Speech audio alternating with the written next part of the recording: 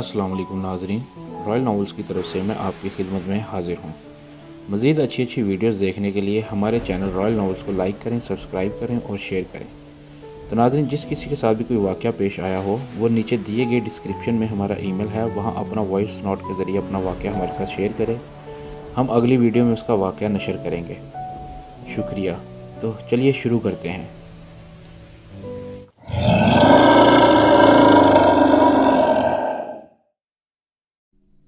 तो नाज़रीन, शुरू करते हैं कहानी वहशत का बकिया और आखिरी हिस्सा।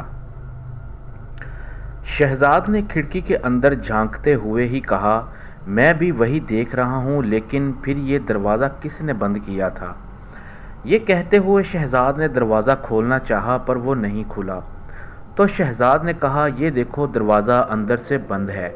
इसका मतलब कोई तो अंदर ज़रूर था और इसी ने मुझ पर शीशा फेंका होगा।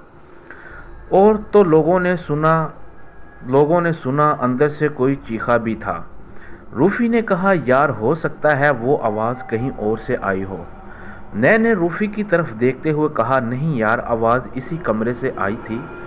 जिस पर शहजाद ने कहा, हाँ दीमी सही कह रहा है, इसीलिए मैं भी डर गया था, क्योंकि इस वक्त मैं ही इस रूम के करीब था और मुझे पक्का यकीन है आवाज़ इसी कमरे से आई थी। लेकिन वो था कौन? मैंने कहा, यार छोड़ो, अब जो भी था हमें क्या, चलो वापस नीचे चलते हैं। अभी मैं ये बात कर ही रहा था कि इसी वक्त किसी के भारी भरकम भागते हुए कदमों की आवाज़ सुनाई दी, जो कि हमसे कुछ ही दूर से आ रही थी।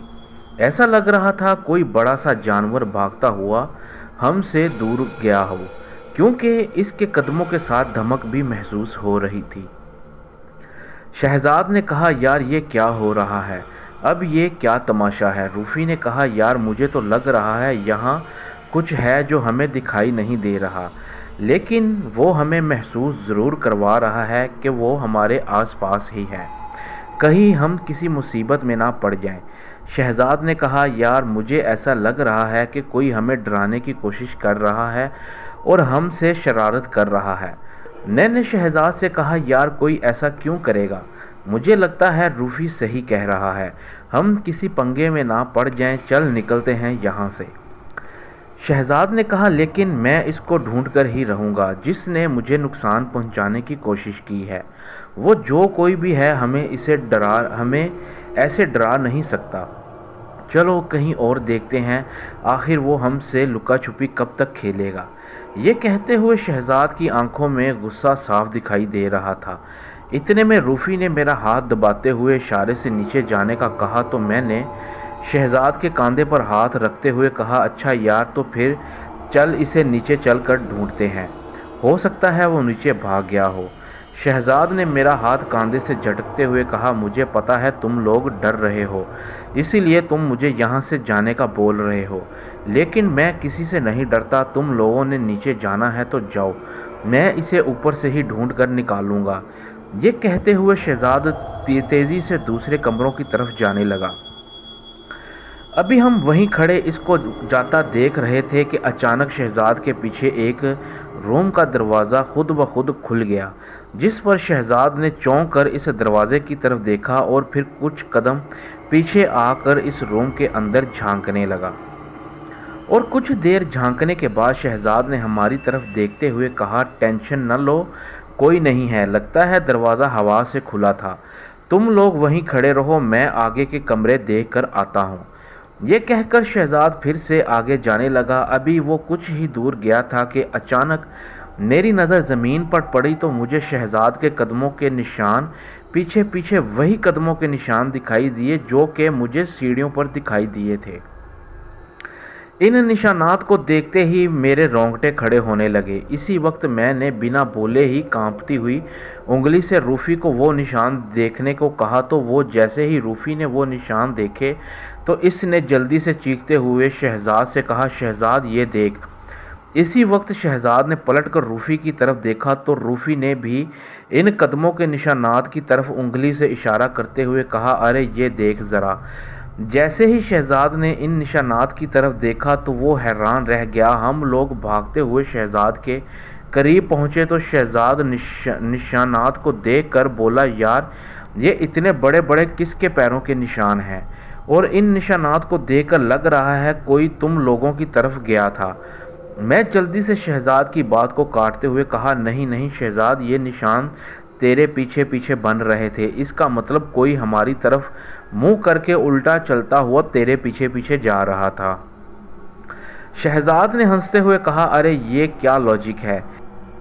ان پاؤں کے نشان سے صاف پتہ چل رہا ہے یہ تمہاری طرف جا رہے ہیں، کیونکہ ان کے پنجے تمہاری طرف ہیں اور ایڑیاں میری طرف ہیں، اور اگر میرے پیچھے کوئی آ رہا ہوتا تو اسے الٹا چلنے کی کیا ضرورت تھی، وہ سیدھے ہی میرے پیچھے آ جاتا۔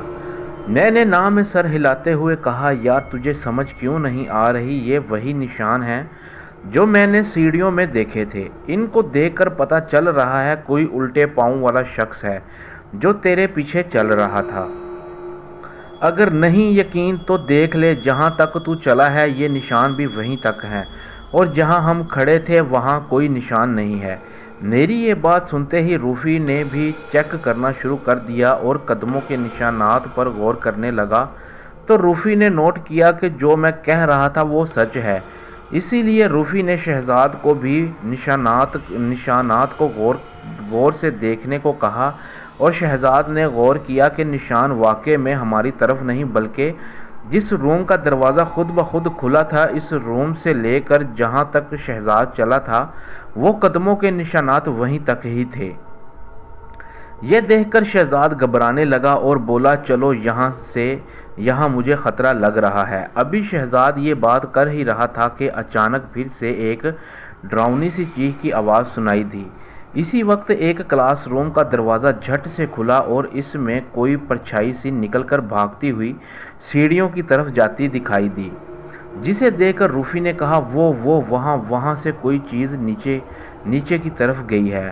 ہاں کوئی ہے، وہ شہزاد نے کہا، ہاں ہم نے بھی دیکھا ہے اسے، چلو اس کے پیچھے۔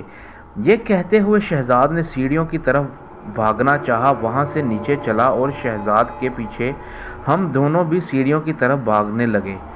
اسی دوران ہمیں شہزاد کے چیخنے کی آواز سنائی دی۔ جیسے ہی میں اور روفی سیڑھیوں پر پہنچے تو ہمارے ہوش ہی اڑ گئے، کیونکہ نیچے والی سیڑھیوں پر بہت ہی عجیب سی کوئی عورت بیٹھی ہوئی تھی، جس نے شہزاد کو گردن سے پکڑ رکھا تھا اور شہزاد کے منہ سے پانی ٹپک رہا تھا اور اس کی آنکھیں باہر آ رہی تھیں۔ ایسا لگ رہا تھا کہ شاید شہزاد کا دم گھٹ رہا تھا۔ یہ دیکھتے ہی روفی نے ڈر کر واپس اوپر کے کمروں کی طرف دوڑ لگا دی۔ اس سے پہلے میں روفی کو آواز دیتا، شہزاد کے منہ سے ہلکی سی آواز نکلی، بچاؤ۔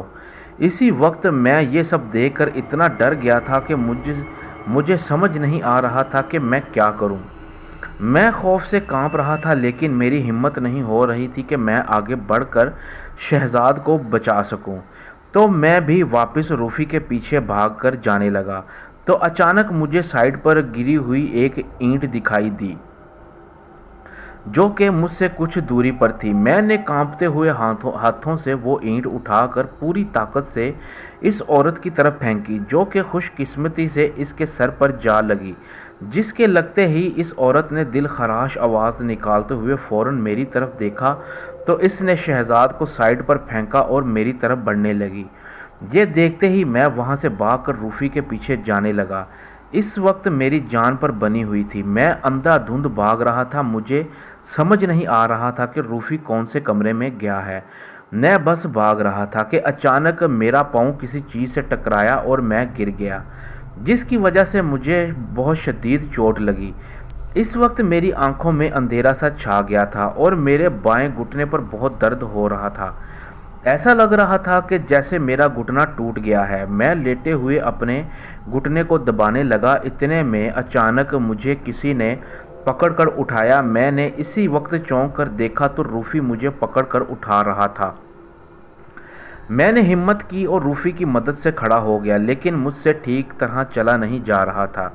روفی نے ڈرے ہوئے انداز میں مجھ سے کہا، اس نے شہزاد کے ساتھ کیا کیا؟ میں نے کہا، پتہ نہیں، مجھے بہت ڈر لگ رہا ہے۔ وہ شہزاد کو چھوڑ کر شاید میرے پیچھے بھاگی تھی، کیونکہ میں نے اس کو اینٹ ماری ہے۔ یہ سنتے ہی روفی نے کہا کیا تو نے اس عورت کو مارا؟ میں نے درد سے جھونجتے ہوئے لہجے میں کہا ہاں شاید، پر پتہ نہیں یار اسے لگی کہ نہیں، پر وہ چیخی تو ایسے تھی جیسے اس کا سر پھٹ گیا ہو۔ روفی نے کہا یار کیا وہ کوئی پاگل عورت ہے؟ میں نے کہا ارے مجھے کیا پتا، پر میں نے آج تک ایسی عورت کبھی نہیں دیکھی، شاید تجھے پتہ نہیں، پر اس کا چہرہ جلا ہوا اور بہت ڈراؤنا تھا، اور اس کی آنکھیں پوری سفید تھیں، قسم سے بہت ہی بھیانک شکل تھی۔ اب ہم یہ بات کر ہی رہے تھے کہ اچانک ہمیں شہزاد کی آواز سنائی دی۔ وہ ہمارے نام لے کر آوازیں دیتا ہوا سیڑھیوں کی طرف سے ہماری طرف تیزی سے آ رہا تھا۔ اسے صحیح سلامت دیکھ کر روفی اور میں بہت خوش ہوئے اور ہم بھی شہزاد کے پاس پہنچ گئے تو میں نے دیکھا کہ شہزاد کے گلے پر پنجے کے نشان پڑے ہوئے تھے۔ اس سے پہلے میں شہزاد سے کوئی بات کرتا، شہزاد نے میری طرف دیکھتے ہوئے جلدی سے پوچھا تو ٹھیک ہے نا میرے بھائی؟ میں نے کہا ہاں میں ٹھیک ہوں، لیکن وہ عورت کہاں ہے؟ شہزاد نے کہا پتہ نہیں، اس نے مجھے چھوڑ دیا تھا اور تیرے پیچھے بھاگی تھی۔ بس مجھے اتنا ہی پتا ہے، روفی نے کہا، لیکن وہ اوپر تو نہیں آئی، میں اور دیمی اوپر ہی ہیں تب سے۔ یہ سنتے ہی شہزاد حیرت انگیز نظروں سے مجھے اور روفی کو دیکھنے لگا۔ میں نے کہا کیا ہوا شہزاد، تو ہمیں ایسے کیوں دیکھ رہا ہے؟ شہزاد نے کہا یار میں نے خود دیکھا تھا، وہ مجھے چھوڑ کر تیرے پیچھے بھاگی تھی۔ روفی نے کہا نہیں، جب میں نے دیمی کو دیکھا تو یہ اندھا دھند بھاگ رہا تھا، لیکن اس کے پیچھے کوئی نہیں تھا، تو یہ اچانک گر گیا، اس لیے میں نے جلدی سے اسے اٹھا لیا۔ میں نے روفی کی طرف دیکھتے ہوئے کہا پر روفی تو بھاگ کر کہاں گیا تھا؟ روفی نے کہا میں اس کلاس روم میں چھپ گیا تھا جس کا دروازہ خود بخود کھلا تھا، پھر میں نے کھڑکی سے تجھے بھاگتے ہوئے دیکھا تو میں تیرے پیچھے بھاگا، لیکن تو گر گیا تھا۔ اتنے میں شہزاد نے کہا یار اب یہ باتیں کرنے کا وقت نہیں ہے، چلو یہاں سے باہر نکلیں، مجھے لگتا ہے وہ کوئی عورت نہیں بلکہ کچھ اور ہی چیز ہے۔ شہزاد کے منہ سے یہ بات سنتے ہی میں اور روفی ایک دوسرے کی طرف دیکھنے لگے، کیونکہ ہم تینوں میں صرف شہزاد ہی ایسا لڑکا تھا جو پوری طرح سے نڈر تھا، لیکن یہ بات کرتے ہوئے شہزاد پوری طرح ڈرا ہوا تھا، وہ بھی ہماری طرح کانپتے ہوئے بات کر رہا تھا اور گھبراہٹ میں ادھر ادھر دیکھ رہا تھا۔ میں نے شہزاد سے کہا دیکھو وہ جو کوئی بھی ہے، مجھے لگتا ہے اگر ہم ایک ساتھ بنا کوئی آواز کیے آہستہ آہستہ سے نیچے جائیں گے تو ہم سب یہاں سے نکل سکتے ہیں۔ میری یہ بات سن کر شہزاد اور روفی نے ہاں میں سر ہلایا اور ہم سب ایک ساتھ آہستہ آہستہ سے آگے بڑھتے ہوئے سیڑھیوں سے نیچے اترنے لگے۔ ابھی ہم آدھی سیڑھیاں ہی اترے تھے کہ اچانک ہمیں کسی کے بھاگتے ہوئے قدموں کی آواز سنائی دی، لیکن ہمیں پتہ نہیں چل رہا تھا کہ آواز اوپر سے آ رہی ہے یا نیچے سے، لیکن ایسا محسوس ہو رہا تھا کہ وہ آواز ہمارے قریب ہی سے آ رہی ہے۔ پھر اچانک کسی کے گھرانے کی آواز آئی، جسے سنتے ہی روفی ہمیں چھوڑ کر تیزی سے سیڑھیاں اترا اور کوریڈور سے بھاگتا ہوا صحن کی طرف چلا گیا۔ اس کے پیچھے شہزاد نے بھی بھاگنے کی کوشش کی، لیکن میں نے شہزاد کا ہاتھ پکڑ کر سرگوشی میں کہا پلیز یار میں نہیں بھاگ سکتا، میرے گھٹنے میں شدید درد ہے۔ تو شہزاد نے بنا بولے ہاں میں سر ہلایا اور ہم دونوں آہستہ آہستہ سے سیڑھیاں اتر کر کوریڈور سے باہر صحن کی طرف جا رہے تھے تو اچانک ہمیں روفی کے چیخنے کی آواز سنائی دی۔ اسے سنتے ہی ہم دونوں چونک کر ایک دوسرے کی طرف دیکھنے لگے۔ شہزاد نے ڈرتے ہوئے کہا یار یہ تو اپنے روفی کی آواز تھی۔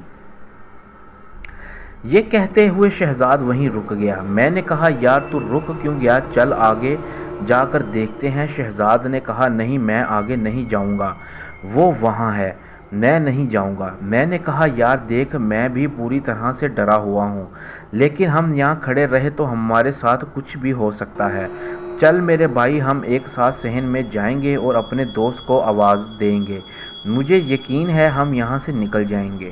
یہ سنتے ہی شہزاد اپنے کانپتے ہوئے ہاتھوں سے میرا ہاتھ پکڑا اور ہم ڈرتے ہوئے آہستہ آہستہ سے صحن کی طرف گئے تو وہاں ہم نے دیکھا کہ روفی زمین پر پھیلی درختوں کی جڑوں میں جکڑا ہوا تھا۔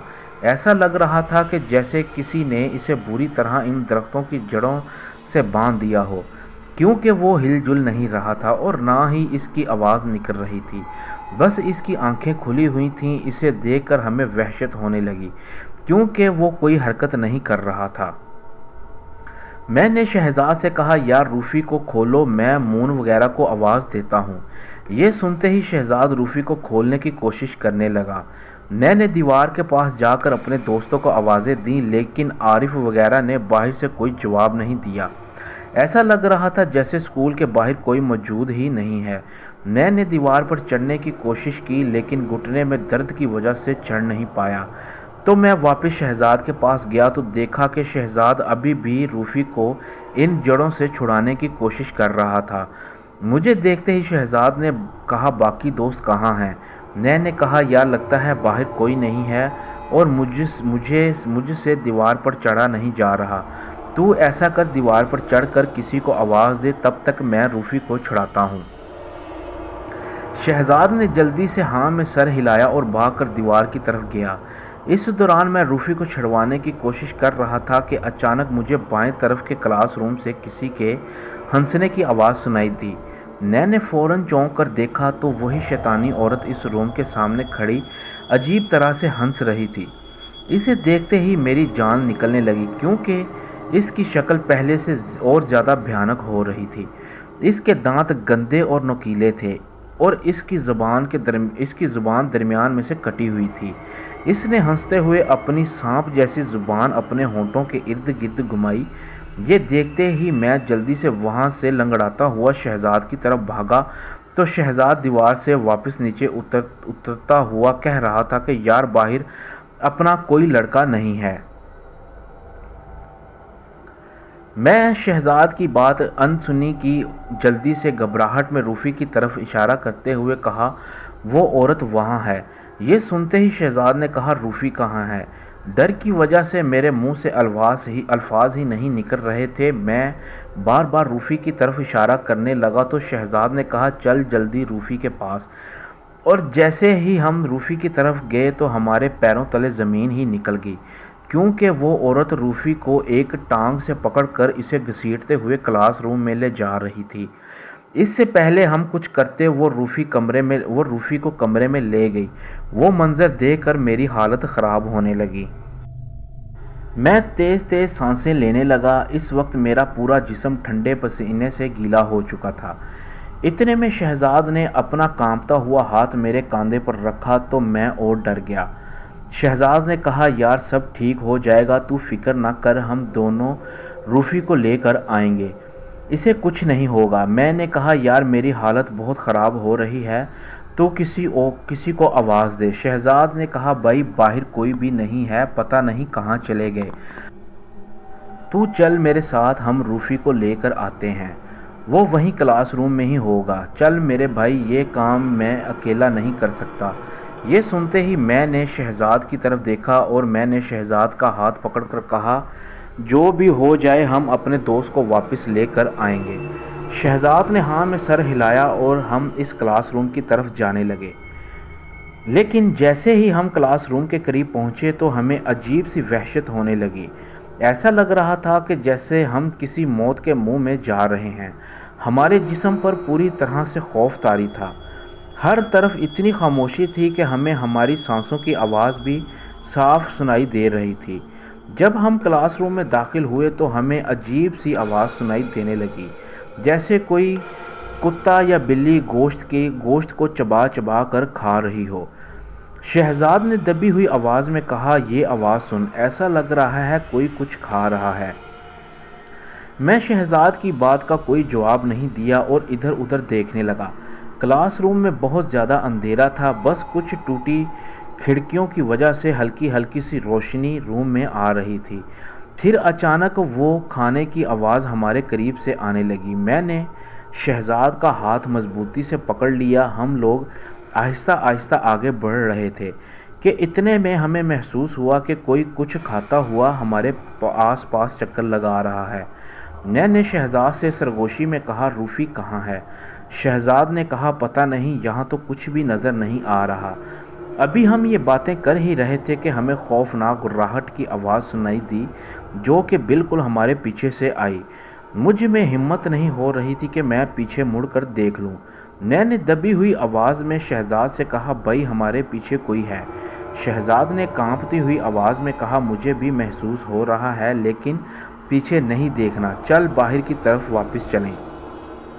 میں نے کہا، ہاں ہاں چلو جلدی باہر چلیں یہاں سے، ورنہ میں ڈر سے یہیں مر جاؤں گا۔ ابھی ہم یہ بات کر ہی رہے تھے کہ میرے سر پر پانی سا گرنا شروع ہو گیا۔ میں نے کانپتے ہوئے اوپر دیکھا تو پانی میرے چہرے پر گرا لیکن مجھے کچھ نظر نہیں آیا۔ میں نے اپنے ہاتھ سے اپنے چہرے کو صاف کرتے ہوئے اپنے سر پر ہاتھ پھیرا تو میرا پورا ہاتھ گیلا ہو گیا۔ میں نے اپنا ہاتھ دیکھنے کی کوشش کی لیکن اندھیرا اتنا تھا کہ مجھے اپنا ہاتھ بھی صحیح سے دکھائی نہیں دے رہا تھا۔ میں نے اپنا ہاتھ سونگھا تو مجھے اپنے ہاتھ سے کچے گوشت کی بدبو آنے لگی۔ میں نے شہزاد سے کہا، بھائی میرے سر پر گندا پانی گر رہا ہے، جلدی سے آگے چلو۔ اور جیسے ہی ہم کلاس روم سے باہر نکلے تو اچانک شہزاد نے پلٹ کر واپس کلاس روم میں دیکھا اور واپس میری طرف دیکھا تو اس نے جھٹکے سے اپنا ہاتھ میرے ہاتھ سے چھڑوایا اور مجھے حیرت انگیز نظروں سے دیکھتے ہوئے آہستہ آہستہ مجھ سے دور ہونے لگا۔ مجھے ایسا محسوس ہو رہا تھا کہ جیسے اچانک شہزاد مجھ سے ڈر رہا ہے۔ میں نے حیرت سے شہزاد کی طرف دیکھتے ہوئے کہا، کیا ہوا بھائی، تو مجھے ایسے کیوں دیکھ رہا ہے؟ کیا ہوا بھائی، کچھ تو بتا۔ شہزاد نے ڈرے ہوئے انداز میں بنا بولے اپنے کانپتے ہوئے ہاتھ سے میرے چہرے کی طرف اشارہ کرتے ہوئے کہا، خون، اور مجھ سے دور ہٹنے لگا۔ یہ سنتے ہی میں اپنے چہرے پر ہاتھ پھیرنے لگا تو مجھے میرا ہاتھ خون سے رنگا ہوا نظر آیا۔ میں حیرانی سے کبھی اپنے ہاتھ تو کبھی شہزاد کی طرف دیکھ رہا تھا۔ اسی وقت میں نے گھبراہٹ میں جلدی سے اپنے دونوں ہاتھوں سے اپنا چہرہ صاف کرنا چاہا تو میرے دونوں ہاتھ خون سے لت پت ہو گئے۔ یہ دیکھ کر مجھے اور زیادہ ڈر لگنے لگا۔ میں نے شہزاد سے کہا، بھائی مجھے ایسے چھوڑ کر مت جا، یہ خون پتہ نہیں کیسے لگا۔ رک جا بھائی، شہزاد نے کہا، دیمی تو میرا دوست ہے پر مجھے تجھ سے ڈر لگ رہا ہے، تیرا پورا سر اور چہرہ خون آلود ہو چکا ہے۔ میں نے کہا، بھائی میں نہیں جانتا یہ کیسے ہوا پر تم مجھے چھوڑ کر مت جانا، مجھے یہاں سے باہر نکال میرے بھائی۔ دیکھ روفی بھی نہیں ہے، باقی دوست بھی نہیں ہیں، ایسے میں تو مجھے اکیلا مت چھوڑ میرے بھائی، پلیز مجھ سے ڈر مت، میرا ہاتھ پکڑ، دیکھ میں تیرا دوست ہوں۔ یہ کہتے ہوئے میں نے اپنا ہاتھ شہزاد کی طرف بڑھایا تو شہزاد نے ڈرتے ہوئے آہستہ آہستہ سے میرا ہاتھ پکڑ لیا اور بولا، چل دیمی، پہلے میں تجھے دیوار پر چڑھاتا ہوں۔ ابھی شہزاد یہ بات کر ہی رہا تھا کہ اچانک کلاس روم سے خوفناک ہنسی کی آواز سنائی دی اور اسی دوران کسی کا کٹا ہوا بازو کلاس روم سے باہر آ کر ہمارے سامنے گرا۔ اسے دیکھتے ہی میں اور شہزاد ایک دوسرے سے لپٹ کر زور زور سے چلانے لگے اور پھر گھبرا کر اس کٹے ہوئے بازو سے دور ہو کر اسے دیکھنے لگے۔ اسی وقت کلاس روم سے ہمیں غرانے کی آواز سنائی دی تو جیسے ہی ہم نے کلاس روم کی طرف دیکھا تو ہمیں وہی خوفناک عورت دکھائی دی۔ وہ منظر میں آج تک نہیں بھولا کیونکہ اس عورت کا منہ پہلے سے کافی خوفناک اور بڑا ہو چکا تھا اور اس نے اپنے منہ سے روفی کی گردن کو دبوچ رکھا تھا اور وہ عورت اپنی خوفناک سفید آنکھوں سے ہمیں وحشیوں کی طرح گھور رہی تھی۔ اس دوران روفی کے پورے کپڑے خون سے بھرے ہوئے تھے اور روفی کا ایک بازو بھی اس کے ساتھ نہیں تھا۔ تب ہم سمجھ گئے کہ جو ہمارے پاس کٹا ہوا بازو گرا تھا وہ روفی کا تھا اور ہم دونوں بے بس ہو کر یہ سب دیکھ رہے تھے کہ اچانک ہمیں باہری دیوار سے کچھ آوازیں سنائی دیں تو اسی وقت وہ عورت کسی جانور کی طرح روفی کو منہ میں دبوچے ہی ہاتھوں پیروں سے تیزی سے بھاگتی ہوئی روفی کو گھسیٹتے ہوئے اپنے ساتھ لے کر سیڑھیوں سے اوپر کی طرف چلی گئی۔ ابھی ہم اسے دیکھ ہی رہے تھے کہ ہمیں ہمارے پیچھے دھمک سنائی دی۔ ہم نے چونک کر پیچھے دیکھا تو شہزاد کا بڑا بھائی نعیم اسکول میں داخل ہو چکا تھا اور اس کے پیچھے عارف اور اس کے ابو اور بھائی اور ان کے پیچھے مون وغیرہ کے ساتھ کچھ اور لوگ بھی دیوار پھلانگ کر اسکول میں اتر رہے تھے۔ انہیں دیکھتے ہی ہم دونوں دوڑ کر نعیم بھائی سے لپٹ گئے اور زور زور سے رونے لگے۔ नईम भाई ने मुझे देखते ही कहा, ये तुम्हें क्या हुआ है, ये खून कैसा? मैंने इनकी बात का कोई जवाब नहीं दिया, मैं बस इनसे लिपट कर रो रहा था। फिर वो शहजाद का चेहरा अपने हाथों में पकड़कर इसे देखने लगे। शहजाद ने रोते हुए नईम भाई को कहा, भाई वो हमारे दोस्त को ले गई। नईम भाई ने शहजाद को झंझोड़ते हुए कहा, कौन कौन ले गई? किसको ले गई? शहजाद ने सिसकियां लेते हुए कहा, भाई वो औरत रूफी को ले गई, वो देखो इसका बाजू वहाँ पड़ा हुआ है। ये कहते हुए शहजाद ने वहाँ गिरे हुए बाजू की तरफ इशारा किया तो नईम भाई की नज़र बाजू पर पड़ी तो उन्होंने आरफ के अब्बू से कहा, अंकल जल्दी आएं। ये कहते हुए नईम भाई और बाकी लोग दौड़कर बाजू के पास गए और इसे देखने लगे।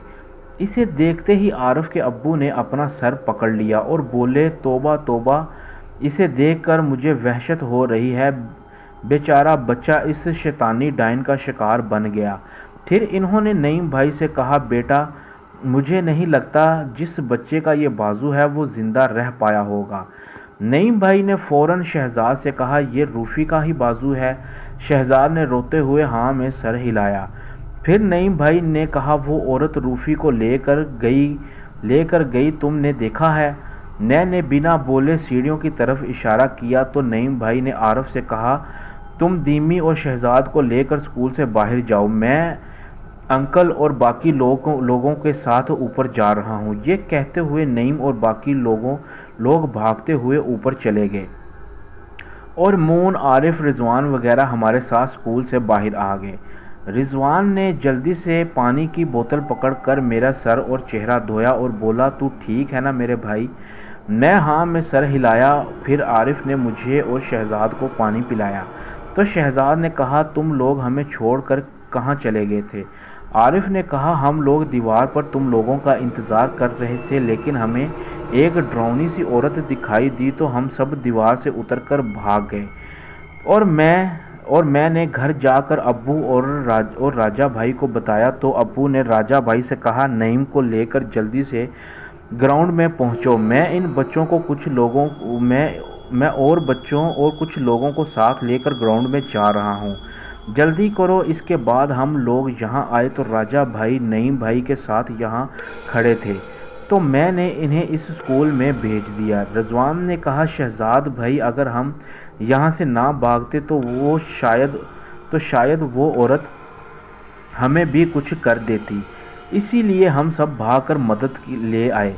ये सुनते ही मैंने रिजवान को धमकी देते हुए कहा, बिल्कुल सही किया भाइयों, वरना आज हम जिंदा नहीं होते। अभी हम बात कर ही रहे थे कि हमें नईम भाई दीवार पर चढ़े हुए नज़र आए। फिर कुछ लोग दीवार फैलाकर स्कूल से बाहर आए और फिर किसी ने स्कूल के अंदर से नईम भाई को रूफ़ी की लाश पकड़ाई तो नईम भाई ने वो बाहर खड़े लोगों को पकड़ा दी।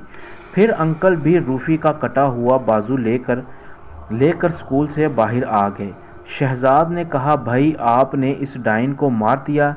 नईम भाई ने कहा, नहीं, जब हम ऊपर पहुंचे तो वो इसे खा रही थी, लेकिन हमें देखते ही वो खबीस कहीं गायब हो गई।